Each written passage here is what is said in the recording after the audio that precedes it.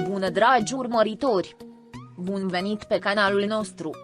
Cred că scenariul este prea manipulat din toate punctele de vedere, trădarea, măiestria și producția manipulate cu ambiții și neloialitate la nivel de actori și manageri, mai devreme sau mai târziu adevărul, munca excelentă a fiecăruia dintre actorii din sezoanele 1 și 2 și al treilea sezon, trădările și alianțele împotriva lui Yaman în serialul și trauma și moartea lui Yusuf și mai mult pentru fratele lui Yusuf și mai mult.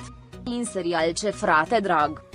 Ne rămân cu noi frumoasele amintiri din serialele Emanet 1 și 2, ai căror protagoniștii vor fi pentru totdeauna frumoși actori Sila și Halil și care au făcut ca povestea scrisă special pentru ei să fie un succes, întrucât se potrivesc perfect în personajele lor, și nimeni, nici măcar scriitoarea însăși cu seztreiul ei, mai degrabă ne-a amintit mai mult de sezoanele precedente și că toate acele capitole frumoase au fost reproduse mult mai mult, pline de dragoste, tandrețe, pasiune. O admir pe Sila pentru caracterul ei hotărât, a luptat pentru drepturile sale și a făcut ce trebuia să facă, o femeie frumoasă, talentată, carismatică, care nu a trebuit să calce pe nimeni și toată lumea turcă a divertismentului o ratifică. Și spus de Halil, timpul îl va răsplăti pentru cuvintele sale, cineva este sclava ceea ce predică. Asta, dar indiferent de toate, rămâne să le urăm lui Sila și Halil binecuvântări și succes în viața profesională și personală, ne-a oferit momente minunate cu prestația lor. Atât de uimită de atenție și recunoașterea imensă pe care le-a primit în primele 2 sezoane mai ales când a fost prima sa protagonistă feminină în peste 20 de ani în industrie, Halil Ibrahim. S-a alăturat cu entuziasm triunghiul Bermudelor, unul dintre conspiratorii nemiloși și răi ai lui Caramel, ajutându-i în planul lor ambițios de a-l salva pe Sulla de la Trust. În acel moment, nicio putere din lume nu ar fi putut să dea o lovitură convingerii lui ferme că Sulla se afla în spatele popularității lui Emanet. Halil Ibrahim s-a ocupat de tot, ceea ce a făcut-o absolut încrezătoare, fără îndoială, că poate căraia însăși setreiul, fie că era vorba de Sila sau de vreo altă biată actriță necunoscută. În cele din urmă este excesul de încredere l-a distrus. Faptele au dovedit contrariul. Cu toate acestea, discursul său de la sfârșitul sezonului spune multe despre caracterul său egoist, narcisist și vanitos. În plus, discursul său de premiere pentru cei mai buni cupluri în absența colegelor sale din 2 sezoane, care și-au împărtășit sudoarea muncii grele cu el, vorbește în continuare despre cât de dezgustător de neloial și de nesigur poate fi, ca să nu mai vorbim de clipuri de clown de fiecare dată când Sila a obținut mai mult decât realizările sale uimitoare, nu a ratat nici o ocazie să o insulte pe Sila, să o rănească pe Sila, să-i rupă oasele lui Sila cu cuvintele sale rele. Cel mai rău dintre toate, părea atât de intenționat să o pedepsească fără milă pentru succesul ei îndepărtat. Și pe măsură ce a continuat să se scufunde din ce în ce mai jos cu fiecare episod din S3, succesul filmărilor l-a nebunit, complet nebun pentru că fără el, succesul său incredibil a confirmat în mod concludent faptul evident că și el neagă că ar fi el bannerul succesului Trust, nu doar el. Dintr-un punct de vedere mai corect, amândoi au fost, și există și mai mult în trădarea lor și în trădarea nemiloasă a lui Sila.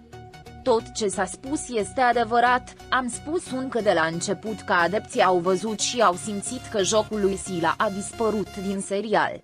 Așa că adepții s-au mobilizat și s-au alăturat lui Sila și au fost susținuți aducându-i lui Nanuca, care nu cunoaște bine turcește, o clădire arogantă care a făcut din serie o comedie care putea arunca un tăietor de orez cu pui tocat și ceapă cu pahare și s-a jucat și repetarea seriei pe care s-a rulat și noroiul. E moștenirea primului loc până la ultimele de 2 ori pe săptămână la care adepții nu mai urmăresc, nu mai denigrați imaginea actorului Halil. Este profesionist în tot ceea ce face. Sila a plecat pentru că a vrut mai mulți bani și, de asemenea, pentru că Halil a câștigat mai mult decât ea. Da, este adevărat că Sila a participat deja la 2 telenovele și asta nu a făcut-o cunoscută, deoarece este o actriță atât de bună. Emanet s-a făcut cunoscut și ar trebui să fie recunoscătoare pentru asta, dar nu a fost și continuă să fie minciună după minciună. Și încetează să o calomniezi pe Nanuca, o femeie căsătorită care vrea doar să încerce să fie actriță, ca oricine are vise. Și-a dezvoltat caracterul după regulile care i-au fost dictate. Sila și Halil nu există doar în mintea bolnavilor. Yaman și Seger, 2 personaje care și-au încheiat cu succes munca, de unde și faima pe care și-au dobândit-o. Lăsați cei 2 actori în pace, fiecare în felul lui și sper cu succes.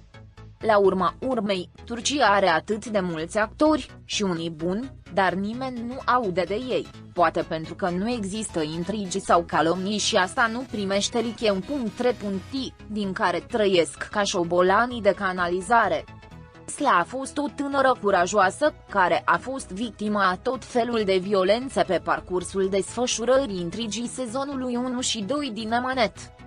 Sila a preluat scenele mai riscante alături de Halil și actoria celor 2 în rolurile lor principale în scene complexe și dificile. O campanie de calomnie este desfășurată împotriva Silei de către compania de producție Emanet, care a denigrat-o public ca fiind iresponsabilă. Dar nu a spus că Sila a lucrat ore îndelungate cu scene stresante din cauza violenței fizice, psihologice și emoționale care au dus-o la stres de muncă și când a cerut condiții de muncă mai bune în raport cu ziua de muncă. Există o campanie de calomnie împotriva Silei de către anumite medii de divertisment nepotrivite care nu respectă rigoarea investigativă de a verifica veridicitatea informațiilor cu sursa directă și de a inventa relații amoroase și iubiți false pentru ea. Accidentul lui Dogucan și întâlnirea cu Sila au fost o minciună. Sila a fost cu niște colegi și Dogucan și are iubita. Ulterior a apărut fiul unui om de afaceri interesat de Sila și au vorbit despre compromis și au fost nevoiți să admită respingerea de către Sila a acestei propuneri de compromis. Lucrează cu Alp într-o agenție de publicitate la proiecte, au fost fotografiați și nu au fost singuri, au fost cu o echipă de publicitate, au asigurat că Sila s-a mutat în reședința lor. Un alt analist a asigurat că Sila va fi cu Alp și apoi cu Halil. Cu ceva timp în urmă au inventat că Sila locuia cu un bărbat în casa ei și susțineau că singurul bărbat era câinele ei. Este o campanie de calomnie împotriva demnității Silei, încălcându-i dreptul la un nume bun, la intimitate și intimitate. Sila nu vorbește despre nimeni, nici măcar despre Caramel. El spune că Halil este un domn. Ei încă îl discriminează pe Sila pentru că nu este un profesionist universitar și doar studenții sunt etici, asta e relativ. Sila a terminat liceul, dar a avut o pregătire în teatru, a vrut să studieze dreptul, dar a avut ocazia să lucreze ca personaj secundar într-o serie de romane. Ca persoană există mulți profesioniști cu specializări, masterate, doctorate etc., care sunt monștri foarte educați pentru că acțiunile lor sunt acte corupte și indecente. Iar țăranii cu studii de bază se cunosc și sunt mărturii ale decorului, valorilor umane și etice. Valorile se formează de obicei în prima școală de formare a valorilor oamenilor numită acasă. Sila s-a născut cu un talent născut pentru artele spectacolului. Este o tânără cu valori umane și etice. Dragii prieteni care arată dragoste față de Halil Ibrahim și Sila, vă vom transmite asta vouă, dragii noștri fani, pe măsură ce primim vești despre jucătorii noștri. Rămâneți pe fază pentru acces instantaneu la cele mai recente știri. Abonați-vă la canalul nostru și distribuiți videoclipul. Pentru a fi primul care vizionează, fi la curent cu noile videoclipuri activând notificările. Fi sănătos! Pascali